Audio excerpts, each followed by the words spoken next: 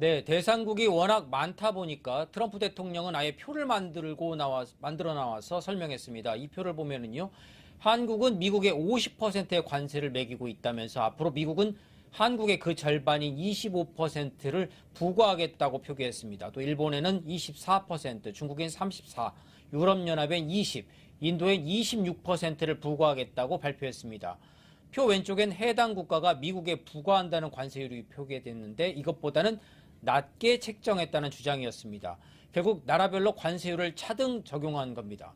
그리고 얼마 전 우리 산자부 장관이 와서 한미 FTA에 따라 관세가 거의 없다는 점을 미국 측에 강조했다고 했지만 트럼프 대통령의 인식은 전혀 바뀌지 않은 셈이 됐습니다. 또 특별히 한국차에 대한 언급을 별도로 했는데 트럼프 대통령은 한국에서 판매되는 차의 81%는 한국에서 생산된다고 언급했습니다. 그럼 트럼프 대통령의 발언 한 대목 잠시 들어보겠습니다. April 2nd, 2025 will forever be remembered as the day American industry was reborn, the day America's destiny was reclaimed. 중요한 건 앞으로의 대응일 텐데 이번 발표가 최종적인 겁니까? 그렇지 않다고 봐야 합니다. 향후 협상이 있을 것이고 이때 우리가 어떤 전략과 전술로 임하느냐가 매우 중요할 겁니다. 오늘 워싱턴에서 한미일 협력 관련한 좌담회도 있었는데 바이든 정부 시절 국방부 동아시아 부차관보를 지낸 모한다스는 한국과 일본 같은 선진기술 동맹국들은 향후 협상에서 카드를 쥐게 될 것이라고 전망했습니다. 미국 입장에선 중국이 가장 중요한 경쟁 상대이기 때문에 중국에 대응하려면 한일 두 나라의 협조가 꼭 필요하다는 것이고 더구나 반도체, 바이오 등 각종 기술이 있다는 점도 미국이 쉽게 두 나라를 홀대하기 어렵다는 겁니다. 결국 진짜 협상은 지금부터인 만큼 이런 상황을 지렛대로 해서 현명한 대응을 할 필요가 있어 보입니다. 네, 우리나라만의 문제는 아닐 것 같은데 다른 나라들은 어떻게 반응하고 있습니까? 나라별로 온도차가 조금씩 느껴지는 것 같습니다. 중국은 단호히 반격한다며 이미 강공 대응 모드를 예고했고요. 독자 생존을 모색하고 있는 유럽 역시 분위기는 비슷합니다. 이미 42조 원 이상의 보복 관세를 예고한 상황입니다.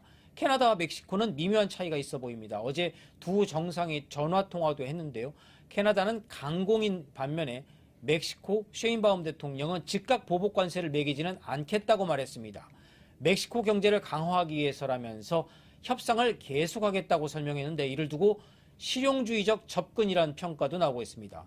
내일 포괄적 전략을 발표한다고 했는데 이런 대응 기조가 유지될지 더 지켜봐야 할 것 같습니다.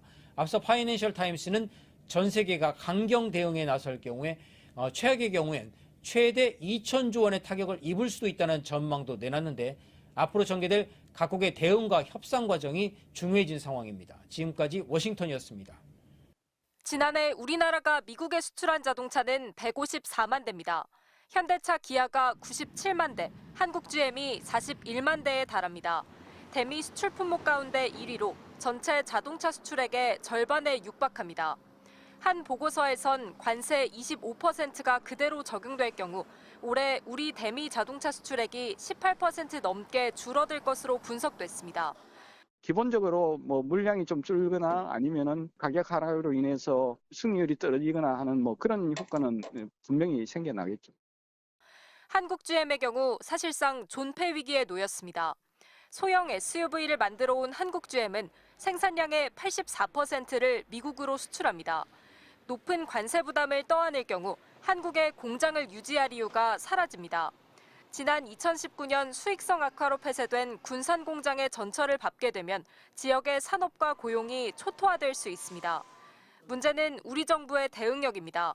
긴급 대책회의를 연 정부는 관세 대응은 시간이 걸리는 과정이라며 비상대책을 다음 달에 내놓겠다고 했습니다. 관계부처와 함께 자동차 산업 비상대책을 4월 중 발표할 계획입니다. 함께 관세 폭탄을 맞은 유럽연합은 유감을 표명했고 캐나다에선 보복 관세 가능성도 내비쳤습니다. 자동차는 시작일 뿐 미국이 앞으로 반도체와 제약품 등에도 관세 부과를 예고했기 때문입니다. 정책의 움직임에 기초해서 우리 기업들은 또 그것에 발맞춰서 대응하는 것이지 기업들이 정부의 정책 대응 없이 각자 트럼프 행정부와 협상하고 대응책을 마련하는 것은 어렵지 않을까요?